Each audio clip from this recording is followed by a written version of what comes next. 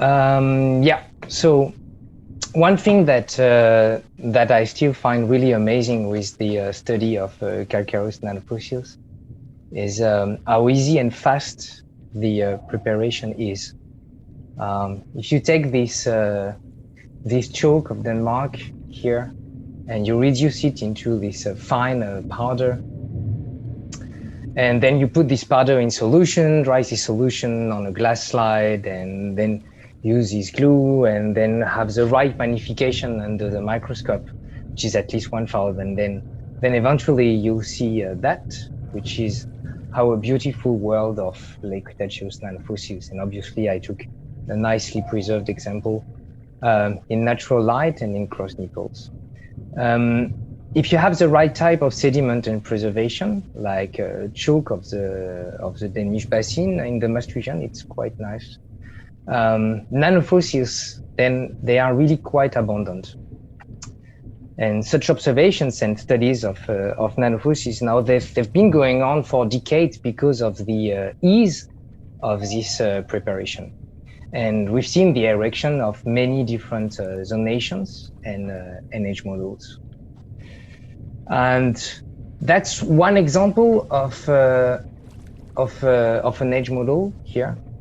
And I think that these edge models, they are really great, but they can also be a bit dangerous, as they give us a sort of false sentiment of security with the application of biostratigraphy. This, for example, it's not an up-to-date edge model, as the Cretaceous Paleogene boundary is at 65.5 and not 66 today.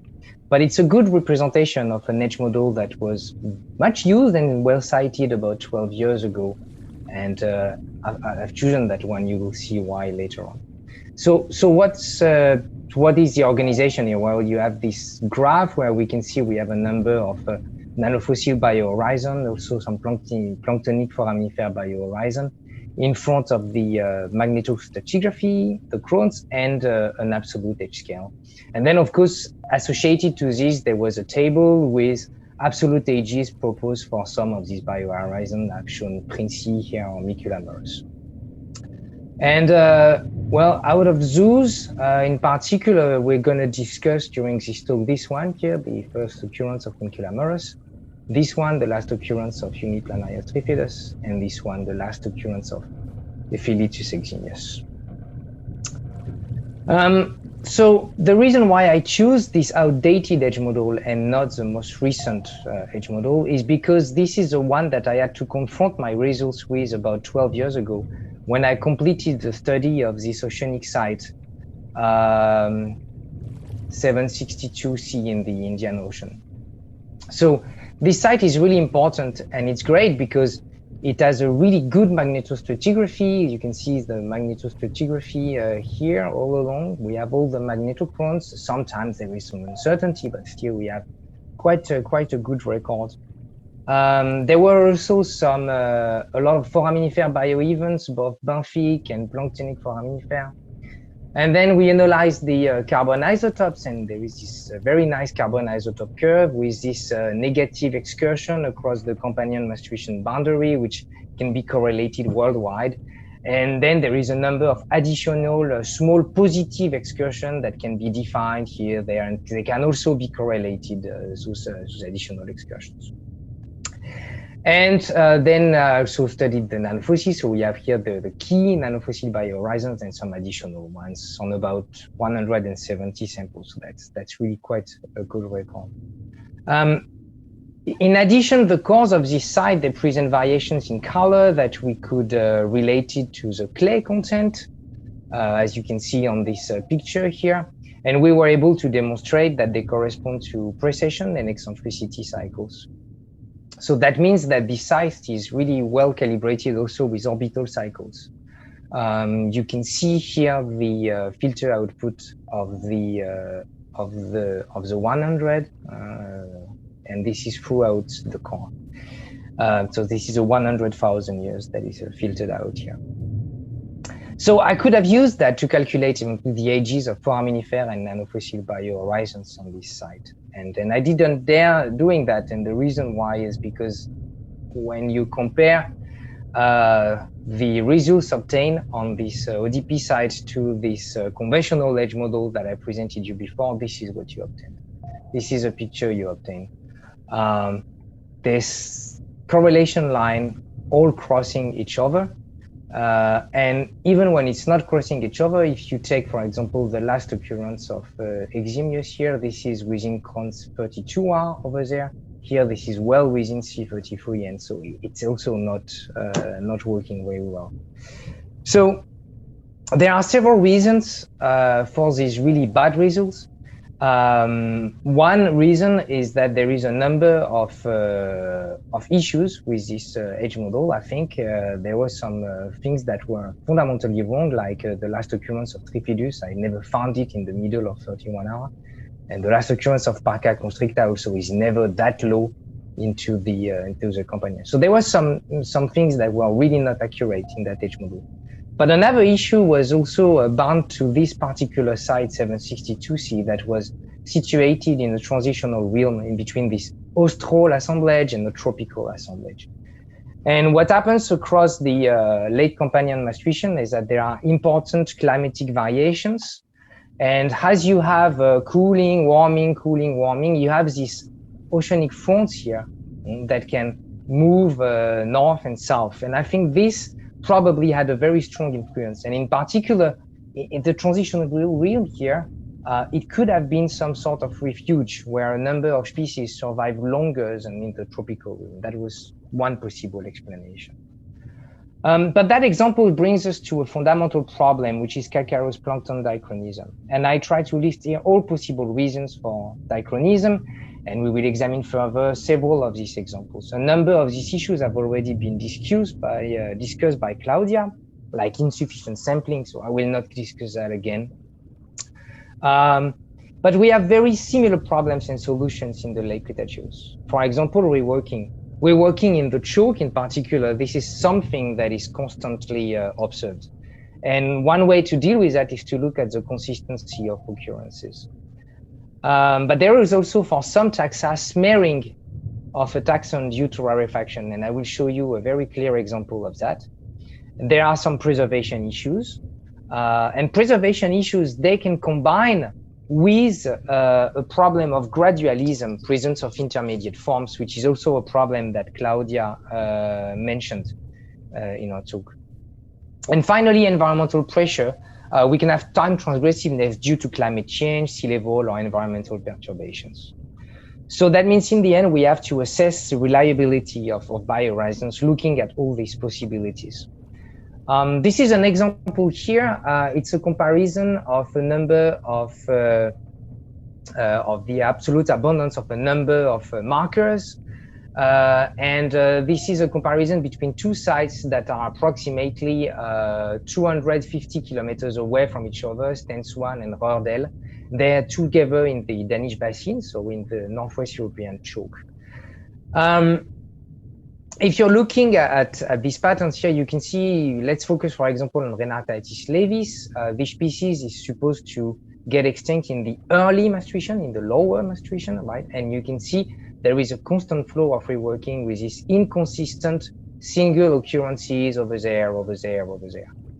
Once you are used to that, I think it's not too difficult to discard them and to consider that they have absolutely no stratigraphic value. But then you still wonder, what can you make of those ones, right? Which are still consistently, following the rest of the abundances. One problem is that, so if you take the last occurrence, for example, if you take the last occurrence of coronum and you correlate it on the other side to the last occurrence of coronum over there, let's say that was the last one, right? You do that, boom. And then you take the first occurrence of Maastrichtiensis here. You can see we're going to have a beautiful crossing of line, which obviously we don't want. So this is not the right method. So the right methodology is doing something very similar to what Claudia showed us to, is to take this first last common occurrence, or TC, and when you do that, you actually have no more crossing of lines. It's working much better, And you can also do that with rare taxa. I mean, those are relatively rare taxa. Viscodon coronum is relatively rare. Monomarginatus quaternarius is relatively rare as well. And even better, when you compare to carbon isotope curves of the two sites, and you correlate these carbon isotope excursions in gray, you can see that these top common occurrences, they occur, they follow very well this isotopic excursion. So there's no doubt that this is the right approach. Okay, but now the question is, can we solve all our issues of occurrence reliability with absolute abundances? So let's take the examples of Trifidus eximius. The last appearance of the species defines the top of UC15. UC15 is here, right? And this is our nanofossil biohorizon. So it's important, right? It's the top of a zone that is defined by eximius. Well, now you can see we have these carbon isotope curves again between Tercis-les-Bains, which is the GSSP for this companion menstruation boundary, Gubbio, which is the standard for the Tethys, and our Indian Ocean site. Let's look at where this biohorizon is recorded. Here it's there, over there. You can see the spread here of eximius. It's very, very large. The reason for this is because not less than 5 different workers worked on this section, all obtaining different results. If you take all their results together, it's over 35 meters, whereas they examined one sample every meter. So I think that tells already a lot, that reflects the fact, the issue that this taxon tends to be very rare towards the end of its range, and that makes results quite unreliable. But still, if we take the average over there, and we take the record here at Gubbio, the difference between the two is about 3 million years. So this is really a large uncertainty. This is bad for a taxon that defines the top of the zone. So yeah, how reliable is the last occurrence of eximius? Well, poorly reliable, and this is really quite an issue that we have to deal with. And the reason for this is because there is a smearing of this taxon due to rarefaction. So what we have is that we have first a decrease of its abundance during the late Companion, and then you can see over a very long time. And actually, this fact is largely confirmed by the Neptune database. If we examine the Neptune database, we can look here at the percentage of occurrence of all deep sea sites of this database. And there are issues with it, that database. Of course, we need to be cautious with its use, but still, this is really quite interesting to observe that when we're getting towards the end of eximius range, we have a progressive decrease like this of its occurrence of this percentage of occurrence in all deep sea sites. And if we compare to a species which have always found very reliable, Uniplanarius Trifidus, you can see the pattern is really quite different. Look, Trifidus, we have a very sharp drop, boom, here, right at the end of one bin, and if we take the middle edge here of this bin, it is indeed the edge of the extinction of Trifidus. So we can show here with just this record of the Neptune database that we have a statistically reliable biohorizons and one that is very poorly reliable. If we go back to the same figure as before, we have isotopic correlation. This is where Trifidus is, over there, and over there. It's always right above the companion menstruation boundary, always within the first 500,000 years from the boundary. I mean, 500,000 years is still some uncertainty, but it's much more affordable than 3 million years. Moreover, the last occurrence of Trifidus has also been found in North Germany, in the German choke. It's right there, and it corresponds to it's exactly above the isotopic definition of the companion menstruation boundary. So it's great because then it allows us for an excellent correlation of the boreal and tropical zonations. So in the end, this is how I came up with a thorough revision of the boreal UC zonation and the tropical UC zonation. I revised the zone. I proposed to make two subzones using the last occurrence of Trifidus. For Eximius, well, we need to work much more on that, and I think it is very important that we produce many more records now of absolute abundance of the species to better understand where we can possibly position a last common occurrence. Other examples that are again similar to what Claudia mentioned for the Cenozoic is the problem of taxonomy. But in the case of the late Cretaceous, taxonomic issues, they often combine with preservation issues. The best example that we can give is that of Rhenartitis, which has two clear distinct species, Rhenartitis entophorus, so this is this guy here, and Rhenartitis levis, which can either small or large forms. The issue is the first occurrence of Rhenartitis levis, given right here in the Neptune database. This first occurrence is used in the North Sea for the definition of the subzone UC14II in the Fritzen et al. Scheme. The problem with the North Sea chalk and the chalk in general is that the preservation is rarely very good. There's always some recrystallization. And as recrystallization occurs, the inner cycle of entophorus, this inner cycle, tends to be overgrown and fills the central area, fills the pores, making it look like levis. So this is the issue that we have here. On top of that, there is actually some gradualism. There is an intermediate form between entophorus and levis, which is elegans, and it has been defined by Atner and Wise. And the definition is like the pores are not as open as entophorus, and then there are also some distinct features of the calyx, but we can't really see that because most specimens lack intact stems. So you can see the issue here, and what makes this first occurrence pretty unreliable is the fact that we have intermediate forms, and also the fact that we have preservation issues with this overgrown of entophorus. But finally, our last issue is with calcareous plankton dichronism is a textbook example of biostratigraphy and biogeography. This is maybe a concept here that I've drawn that is more commonly presented for invertebrates and, for instance, for nectonic organisms.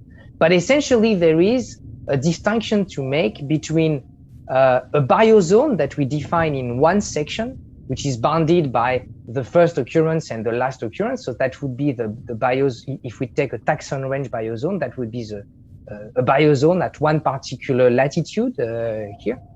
And there is a distinction to make with this biozone and something completely hypothetical that we can call the chronozone. And if we want to define the chronozone, well, the chronozone is defined at the base by here the exact date and place of the first appearance of the taxon, and at the top here by the exact date and place of the extinction of the taxon. And these two, they are hypothetical. If we really want to get them, then we would have to analyze all possible sections all around the world, which is of course not possible. And I think that remembering that there is this distinction between the biozone and the chronozone is quite important. I've heard several times the idea that this example should not apply to microscopic algae, that should essentially spread very fast throughout their range of preferences after their first appearance. But here I must disagree, because there's one very clear case of a time transgressive colonization of different latitudinal domains by Micula murus. If you examine this graph here, it's a graph that I recently updated. I've shown the maximum possible interval of uncertainty for a number of sizes. This uncertainty was calculated with the uncertainty between two samples analyzed for nannofossils, and also the uncertainty of the magnetochrone of the reversal. So if you take this uncertainty, well, you can still see that we have at least maybe 4 distinct events, with a very first occurrence here in the equatorial Atlantic in the top of C31R, then another one within C31N at low latitudes of the North Atlantic, tropical Pacific, and Eastern Tethys. and also in low latitude of the South Atlantic. And then there's another event within C30N, which is in the mid-latitude of the South Atlantic, mid-latitude of the North Atlantic, in the Indian Ocean, in the central Tethys. And then finally, later on, much later on, we have this colonization of the Northwest European Chalk Sea over there. So this is quite interesting, and of course, well, Micula Moros is also a marker for the late menstruation. So we need to be really aware of these patterns. There's no doubt that one of the reasons for these patterns is because the species had a strong affinity to warm temperatures, as one can see on this paleobiogeographic map.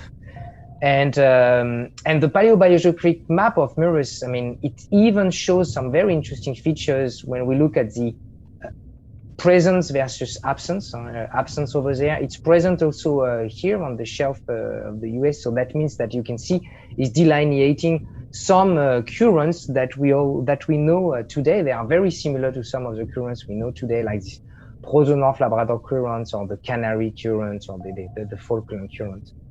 The strange thing is that the colonization of middle latitude by Micula Moros at this one here, this event, at 67.7 million years, it doesn't occur during a warming event. It occurs across the transition from the mid-menstruation warming here to the late menstruation cooling.